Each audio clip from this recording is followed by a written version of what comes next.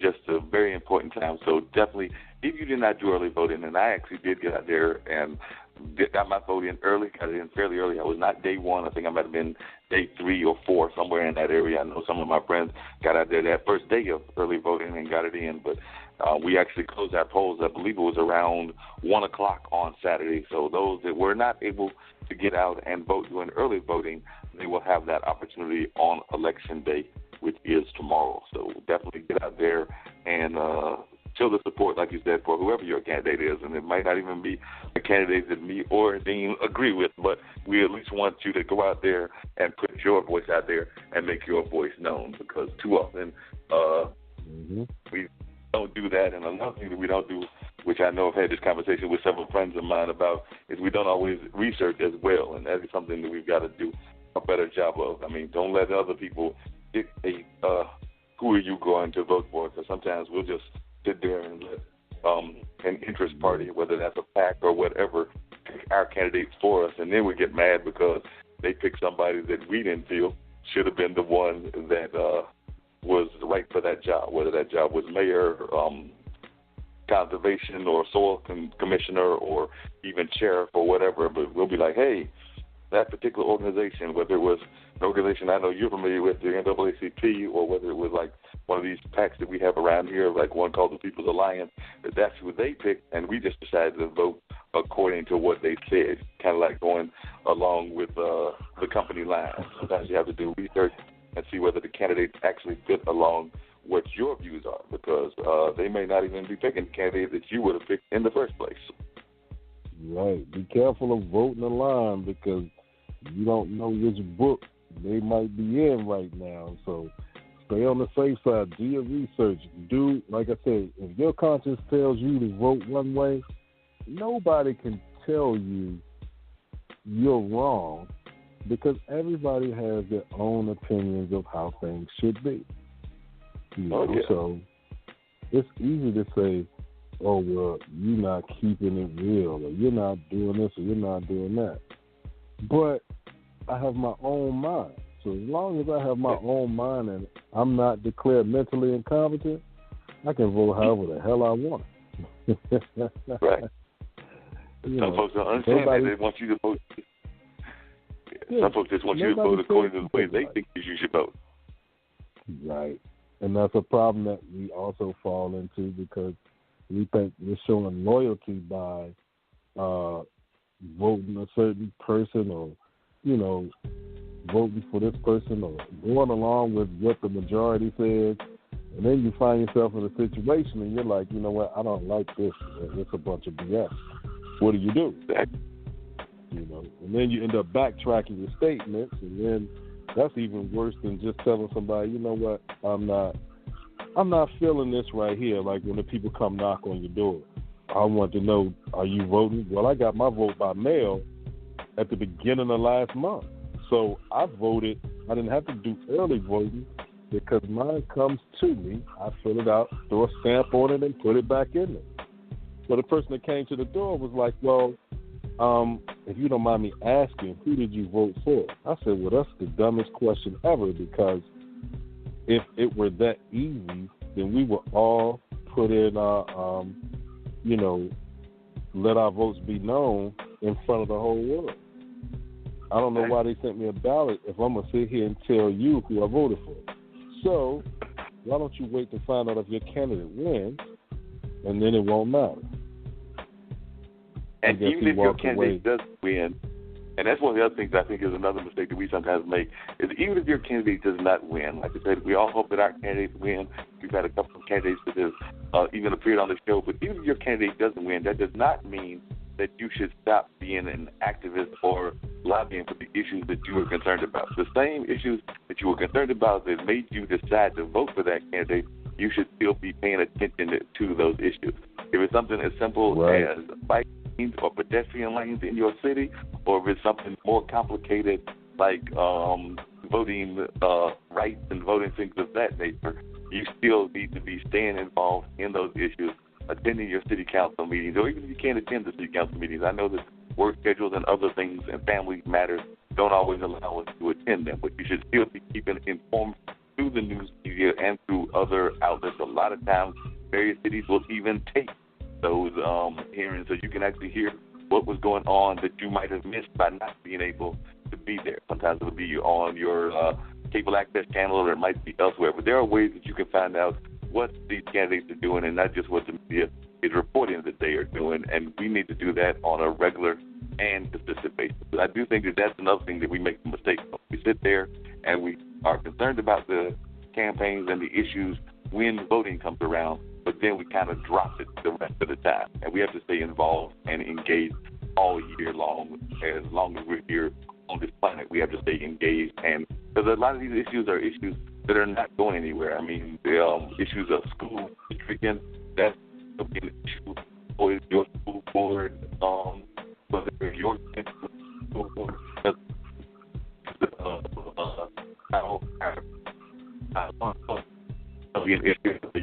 wins or doesn't win. So these are things that we need to stay engaged in the conversation with, and not just let the activist community be engaged. Because I think sometimes, just like we depend on others to be our people that help us decide who to vote for, I think sometimes we also depend too much on our activist community. And yes, those people are very important. We've had several of them on the show, and I greatly appreciate the work that they do. But at the same time, we need to keep informed of issues ourselves and making the formative decisions on our own. Indeed. We got to get it together, folks. As you see, when we get in our feelings and some of us take a drastic action, some of us take no action, so the rest of us are pulling and pushing. And then you get a brick wall that you have to endure for. We've endured for 2 years now? We got 2 more to go. And it's amazing that he's still there, but it's also amazing to hear the things that come out of the mouths of some people, and then other people have gotten to the point where they are now brave enough to say and do things that they had kept quiet for so many years. That is great. One big example is down there in Georgia, man.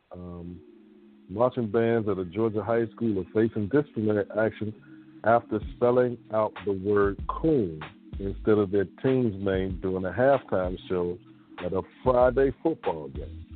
So musicians from Brookwood High School in Gwinnett County inexplicably arranged themselves during this game against Lakeside High to start the Raices turn, using those instrument covers that are typically assembled to display their team name of Broncos in reference to their school mascot. So unfortunately they decided to rearrange those, and now we got a whole nother issue. The students involved will be disciplined.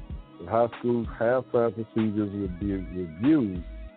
But to those that are down in that area, make sure your children know not to respond to ignorance with violence. Some of us, I feel it most of the time. I say, I'm not my ancestors. They had a whole different makeup, bro, because they dealt with some stuff that I know internally that I wouldn't be able to really deal with.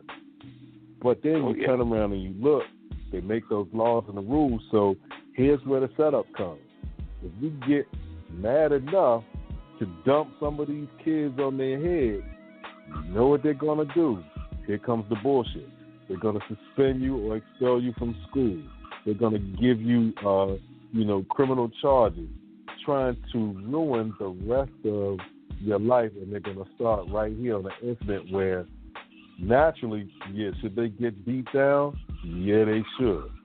But you know what? The aftermath of that's only temporary. So now you got to think in terms of chess. You got to think 3 or 4 moves ahead. It's not selling out. It's about being smart. And you can't,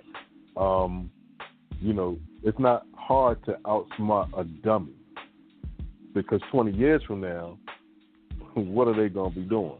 They're going to run across somebody that actually is going to do that or give them what they are asking for. But if you have nothing to lose, then go for it.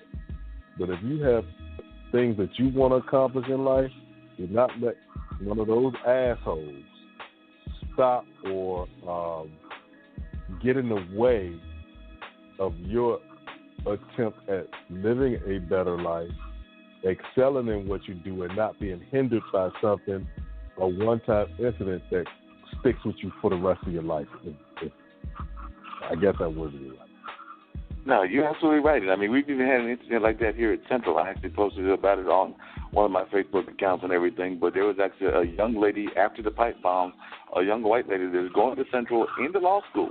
So she was attending a HBCU school, and she basically came out and said that she wished that she had been the one that sent those threatening letters and sent those pipe bombs and things of that nature.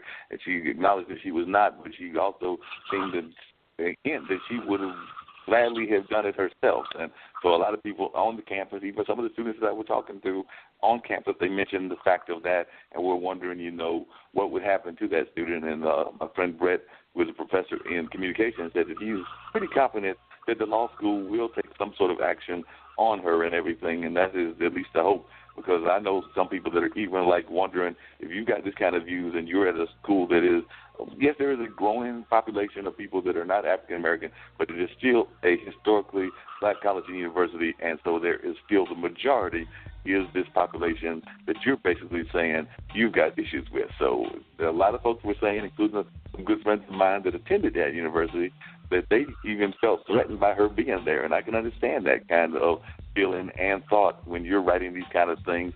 And, I'm sure she may come out later and say, I was only kidding, or I didn't really mean it, or however she might come out to apologize. But the fact is, you did make that statement. Yeah, take this elbow to the mouth. I was just kidding, too. I was practicing my wrestling moves. I'm sorry if I choked you out. How stupid does that sound? You got to be a special kind of stupid to be standing on a historically black college campus and make a statement like that. Shout out to all of those who did not take an adverse action where it probably should have been taken. I have no sympathy for if she'd have caught the L and somebody would have given her those hands, I'd have been like, you know what? She earned that. She got to eat that. But given the comment was made on social media, but it was still a social media comment, so it might not have been directly right there in front of your face. But it doesn't matter. People are looking at your social media account all the time. So just the fact that it was made anyway, and then I'm sure when she attended law school classes, the students probably pulled it up and were like, "Hey, did you say this? Is this what you mean?" And she probably tried to get into some sort of denial, but it's what you wrote on that account, and it didn't seem like you were trying to joke about it.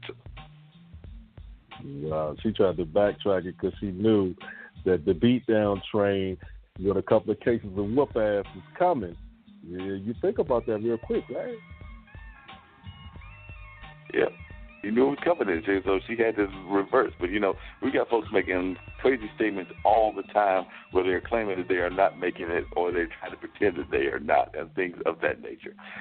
Now, we're waiting to hear from Randall Toby, and I know he's going to call because he did send an email on his Instagram, or at least his people did, that he will be calling in, as did Maria Isa and a few others.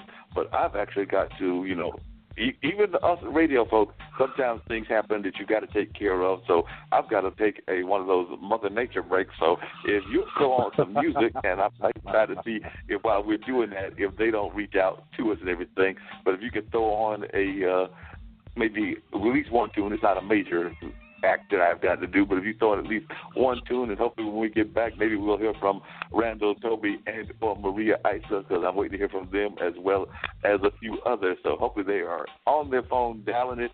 If they're listening and they're trying to remember what the number is. What? And we got the doorbell. I can hold it off. We got the doorbell right now.